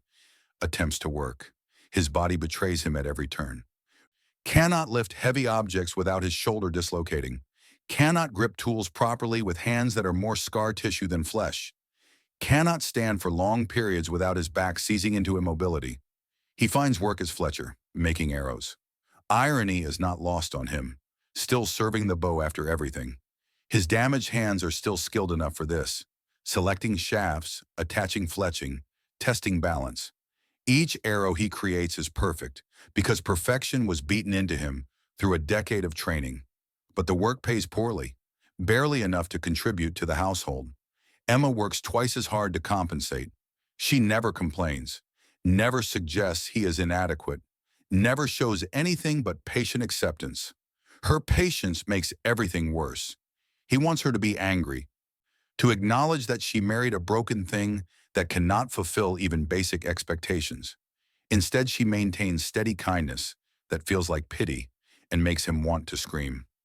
Nights are the worst. He cannot sleep beside her without nightmares erupting.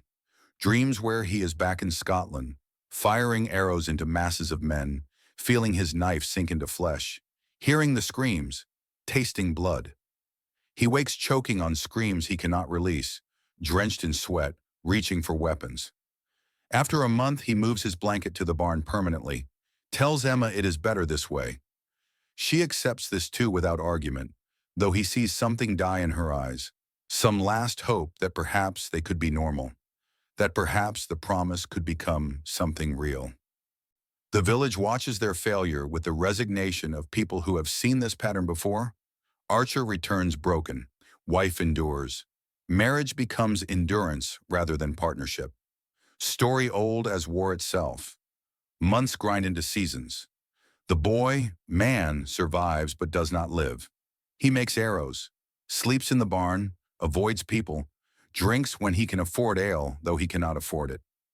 Ale dulls the edges, makes the memories less sharp, the nightmares less vivid. It also makes him angry. The anger emerges in unpredictable bursts. A loud noise makes him spin, fists raised. Someone approaching from behind makes him lash out before thought intervenes. He gets into fights. Stupid, pointless fights over perceived insults, over nothing, over the simple fact that violence is the only language his body still fluently speaks. After he breaks another man's jaw in a tavern fight over a spilled drink, the village begins avoiding him actively. Children are warned to stay away. Women cross to the other side of the road when they see him coming. He becomes the village cautionary tale, the mad archer, the broken veteran, the man ruined by war. Only Emma remains constant. She brings him food even though he pushes her away. She treats his injuries even though he earned them through stupidity. She maintains the fiction that they are married even though they live separate lives. He does not deserve her constancy.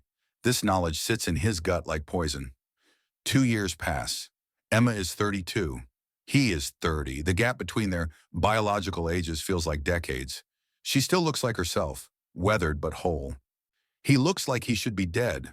Bent spine making him walk hunched over, face scarred beyond recognition, hands gnarled claws, every movement accompanied by grinding pain. One morning Emma finds him in the barn and tells him with voice that attempts steadiness, "I'm pregnant." The words hit like arrows. Pregnancy means they did have one night that worked, one night when his body cooperated despite the nightmares and the fear. He doesn't remember it clearly, too drunk probably. Defenses lowered enough that instinct could operate, but the consequence stands before him now in Emma's steady gaze. He searches for the right word. Good. Is it? Her question contains no accusation, just genuine uncertainty. Is bringing a child into this marriage, into this life, good? He has no answer. The truth, that he doesn't know if he can be a father, doesn't know if something this broken should reproduce, doesn't know if he wants to curse another generation with whatever darkness lives in his blood, is too terrible to speak aloud. 7 months later, Emma delivers their first son in the same room where the boy himself was born. The midwife is old Mary's daughter, old Mary having died the previous winter. The labor is long, difficult. He paces outside, useless, listening to Emma's cries through the wall, each scream driving spikes of guilt deeper. When the baby finally emerges and the midwife brings him out to announce a son, healthy, strong, the boy, man, father now, though that term fits even worse than the others, looks at the red-faced infant and feels mostly terror. Terror that he will fail this small thing. Terror that war has hollowed him out so completely that nothing remains to give. They name him William, after Master Archer William Blackwood, though neither says this reasoning aloud. Emma suggests it. He agrees because he cannot think of better name, and because naming the child after the man who taught him to kill feels appropriately cursed. William grows despite his father's inadequacy. The boy, he has given up trying to call himself man or father, accepts that he will always be the boy even as his body ages past any reasonable definition of youth. Watches from distance. Emma raises William with competence, born from necessity. He remains peripheral, present but not participating, a ghost haunting his own life. When William is 2, Emma delivers their second son. They name him Robert after his grandfather. When William is 4 and Robert 2, Emma delivers their daughter. They name her Agnes after his mother. 3 children who deserve a father and have instead a broken veteran who makes arrows and drinks and wakes screaming from nightmares he cannot explain. The day William turns 7, the boy knows what is coming, has known for 7 years, dreading it with certainty that makes the waiting worse than the arrival. The law has not changed, will never change. All able-bodied males must train with the longbow beginning at age 7. That Sunday, he walks William to the butts. Same training ground where he learned. Same straw targets. Same wooden racks of small bows. Master Archer is someone new. William Blackwood long dead, replaced by another veteran with similar damage.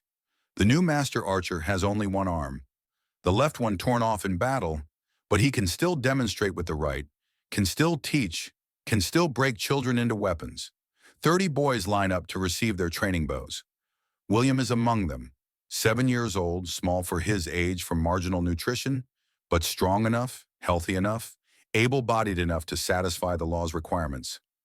The boy watches his son grip the bow for the first time, watches him attempt to draw and fail, watches the confusion and frustration cross William's young face, watches the master archer show him again, correct his stance, demonstrate the motion, watches his son's hands begin to blister after the first dozen attempts.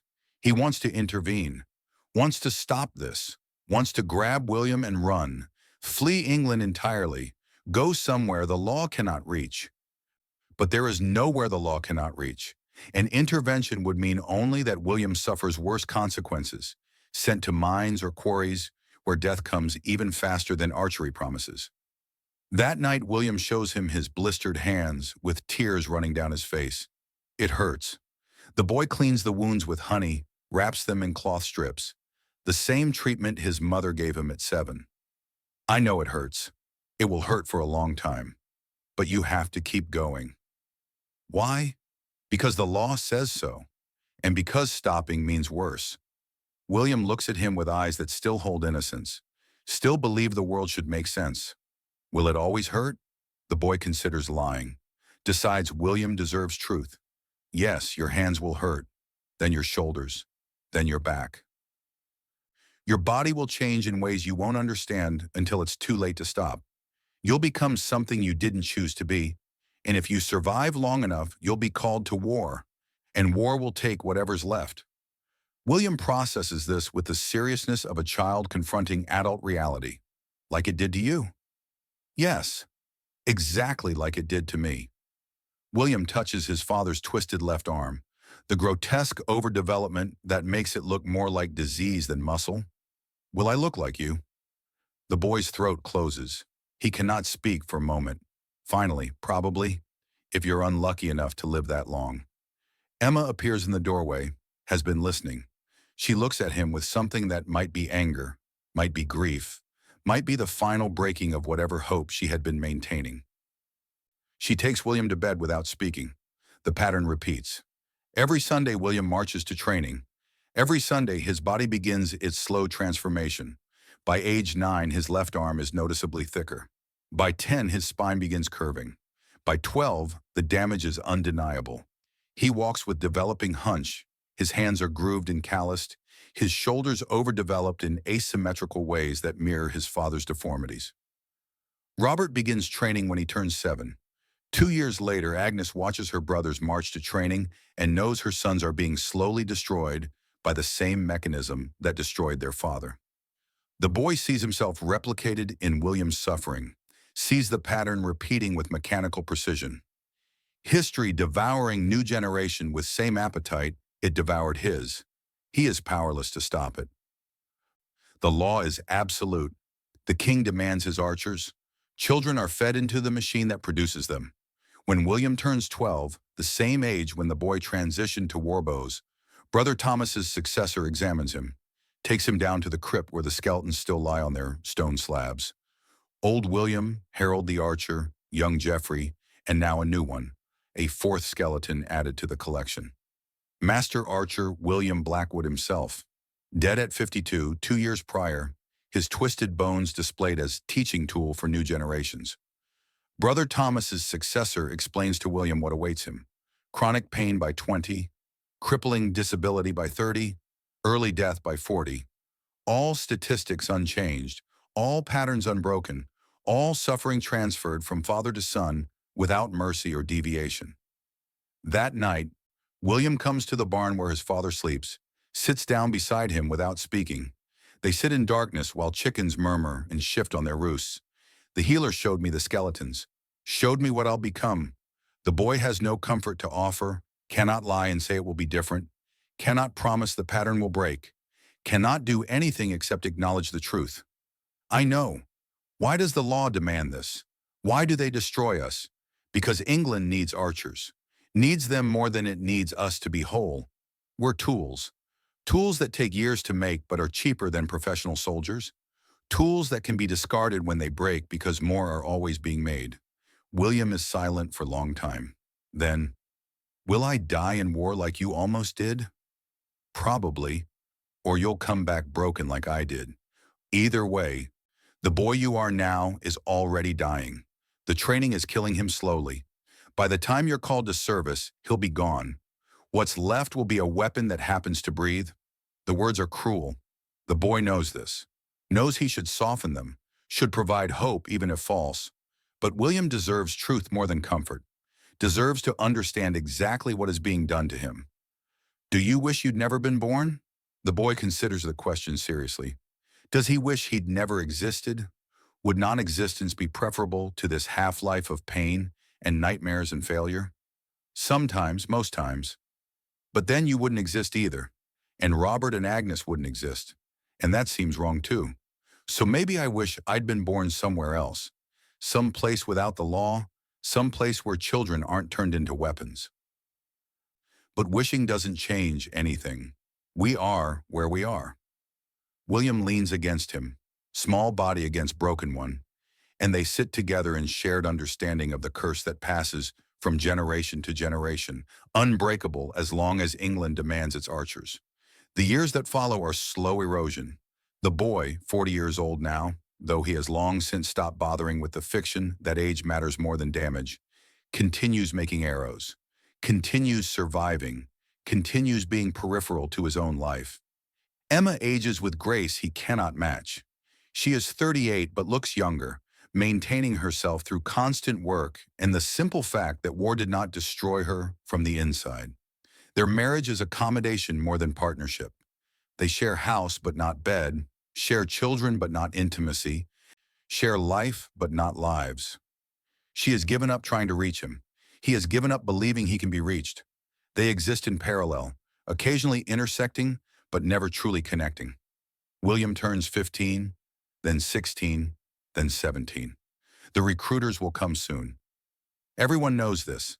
Scotland and England are always at war, have been for generations, will be for generations more. The appetite for archers never diminishes. William's name will be called as certainly as his father's was. The boy tries to teach William what Thomas taught him: how to wrap feet to prevent blisters, how to find drinkable water, how to sleep with eyes open, how to build walls inside yourself thick enough that killing doesn't destroy you entirely. Whether this helps or simply prepares William for suffering the boy could have prevented by fleeing years ago remains unclear. Robert begins transitioning to war bows at 12.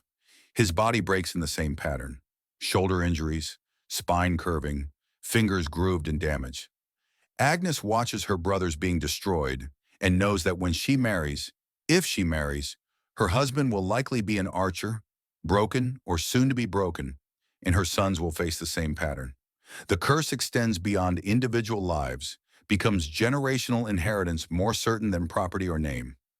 The boy is 45 when his body finally admits defeat. He has been dying slowly for years. Cough bringing up blood-flecked phlegm, chest pain that makes breathing labor, joints so arthritic that every movement grinds bone against bone.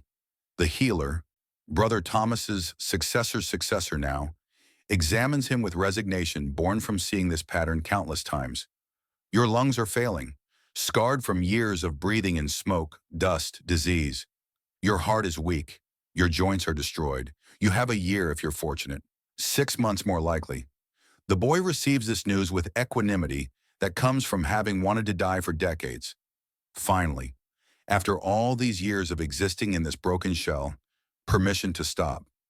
He does not tell Emma immediately. What would be the point? His dying has been in progress since he was 7 years old, since the first Sunday he held a bow.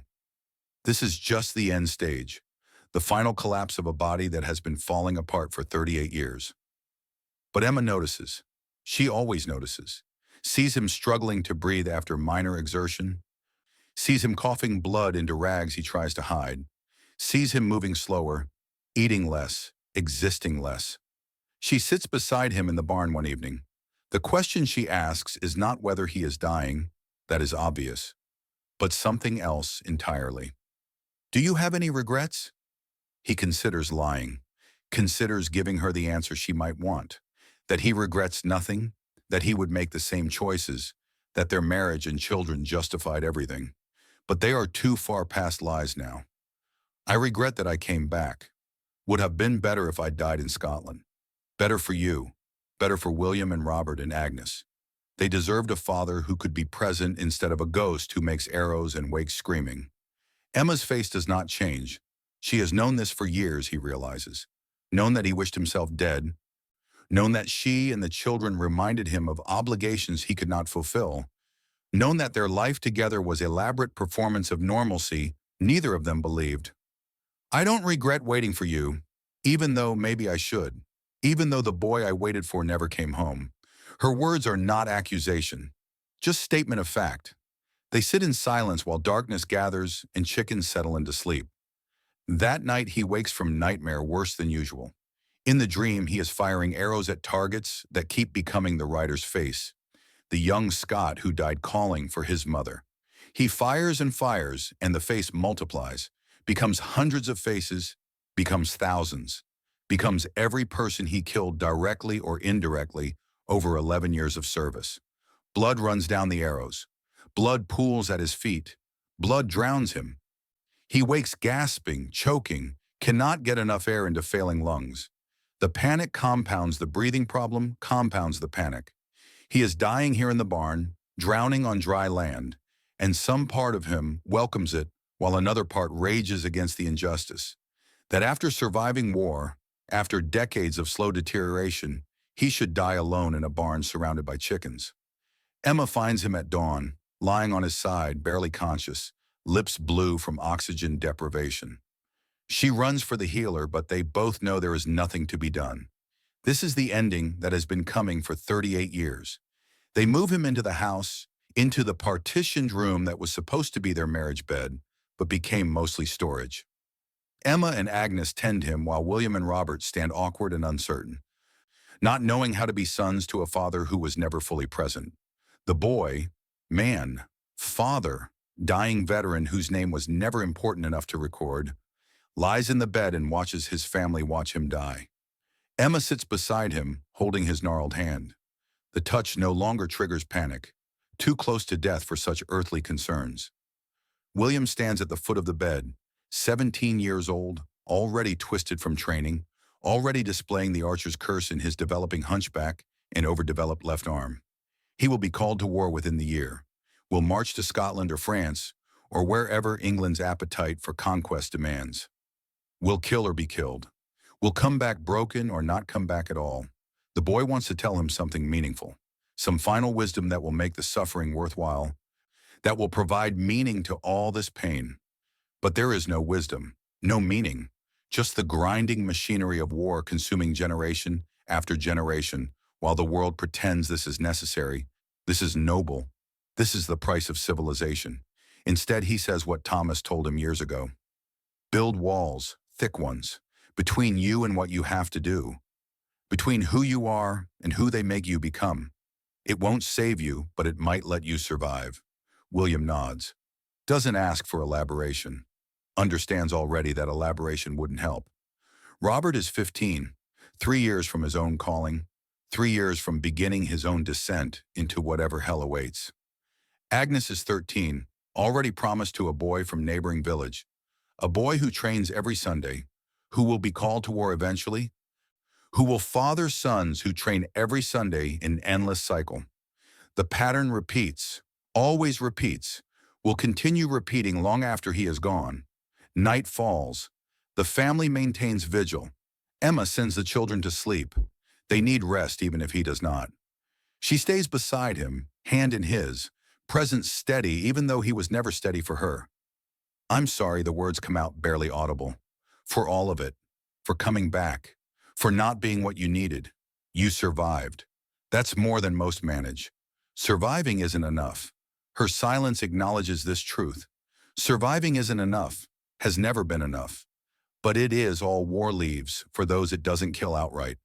His breathing becomes more labored, lungs filling with fluid, drowning from the inside.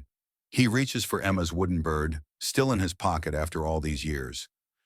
Still stained with blood he never fully cleaned. Presses it into her hand. Give this to William, so he remembers there was something before the war. Something worth. He cannot finish the sentence. Cannot name what it was worth because maybe it wasn't worth anything. Emma takes the bird, closes his hand around hers. I'll remember for both of us. The room grows dimmer though no time has passed. Or perhaps hours have passed. Time has become unreliable, elastic, meaningless. He sees faces in the shadows. The rider he killed, Thomas of York, Peter who died on the march, Brother Thomas who showed him the skeletons, Master Archer William Blackwood who taught him to kill, all the men who died beside him and before him and because of him. They aren't ghosts, just memories given form by dying brain, trying to make sense of a life that held no sense.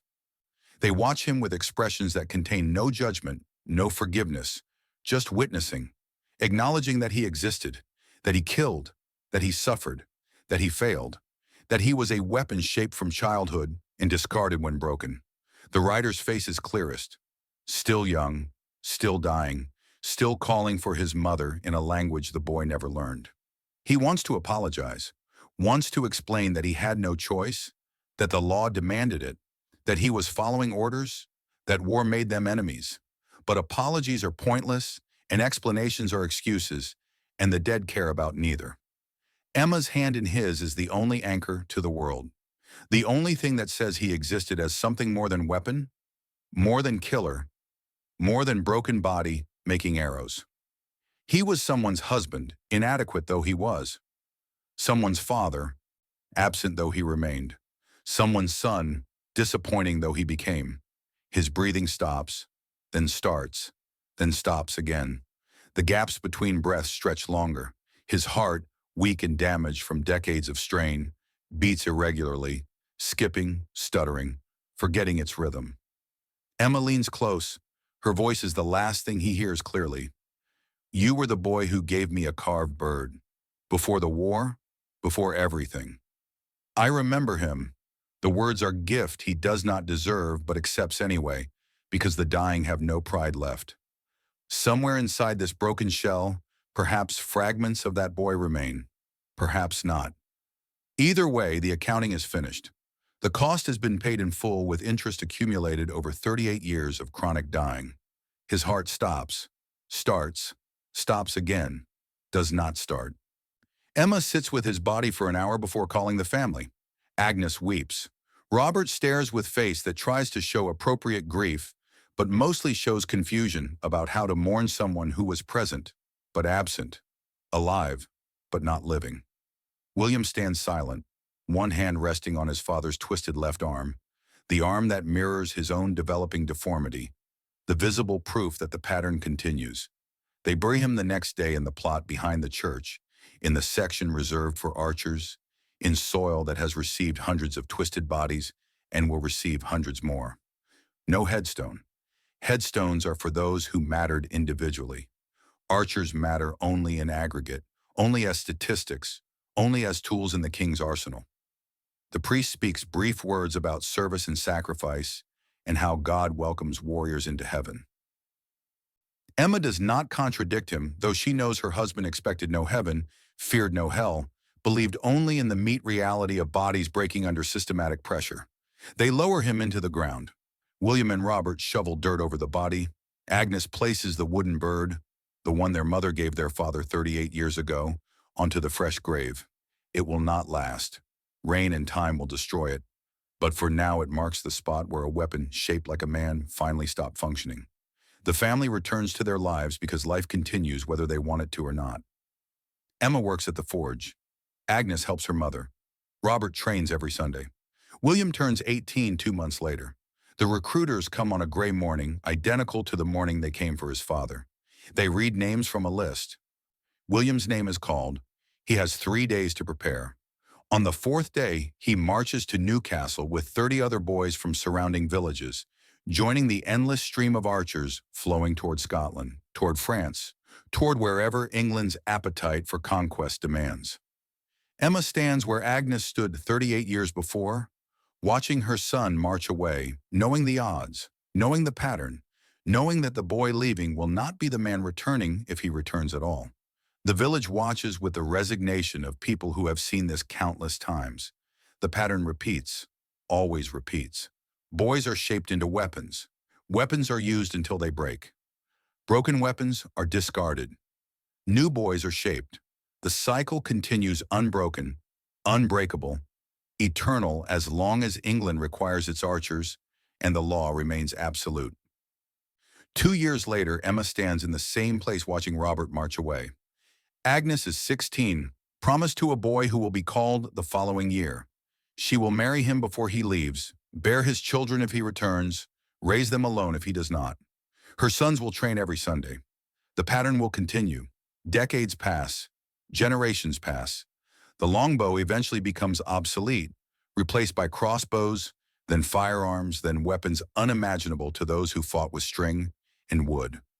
The law requiring Sunday training is finally repealed centuries after it began, its purpose completed, its cost uncounted.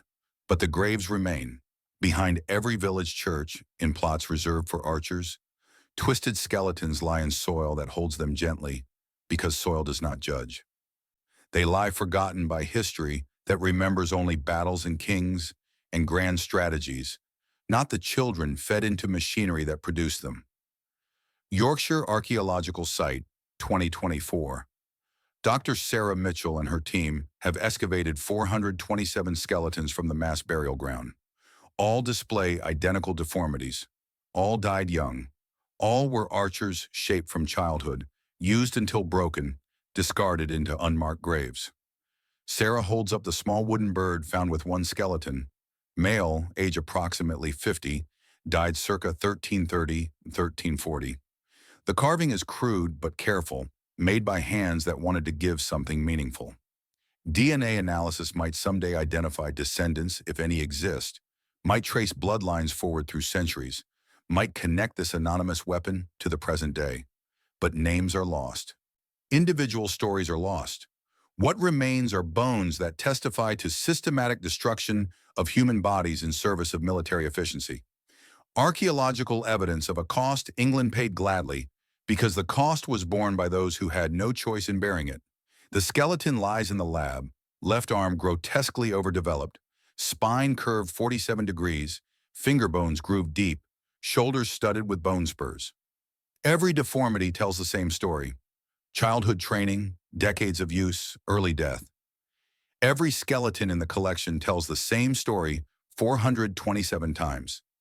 Sarah writes her report, describes the findings with clinical precision, notes the systematic nature of the damage, observes that this represents deliberate policy, not accident or misfortune, concludes that England's military dominance for 2 centuries was built on the deliberately broken bodies of its own children. Her report will be published in academic journals, will be cited by other researchers, will contribute to understanding of medieval warfare and social systems, will change nothing about how modern nations use their young people in service of interests those young people have no voice in shaping. The pattern repeats, always repeats. The weapons change, the technology advances, the justifications evolve, but the fundamental transaction remains constant. The powerful demand sacrifice from the powerless, and the powerless have no choice except to be sacrificed or to flee. And fleeing only works until it doesn't, until the machinery catches up and extracts its due. Dr. Sarah Mitchell places the wooden bird beside the skeleton in storage. Both will be preserved for future study. Both will remain long after everyone who remembers the archer's curse has died. Both will testify to something that mattered to someone, though exactly what and exactly who are questions the evidence cannot answer. The boy who became this skeleton believed he was making arrows when war finished with him, believed he was surviving, believed he was being a husband, a father, a person. Perhaps he was all these things. Perhaps he was none of them. Perhaps the question of what he was matters less than the question of what was done to him, what he did to others, what the pattern demanded and extracted and left behind. Glory is a lie told by those who never paid its price. The boy understood this. Thomas understood this. William and Robert and Agnes and Emma understood this. Everyone who survived the pattern understood this. Everyone who died in the pattern understood this. But understanding changes nothing. The lie persists. The pattern continues. The bones accumulate in soil that holds them gently because soil, unlike history, does not lie.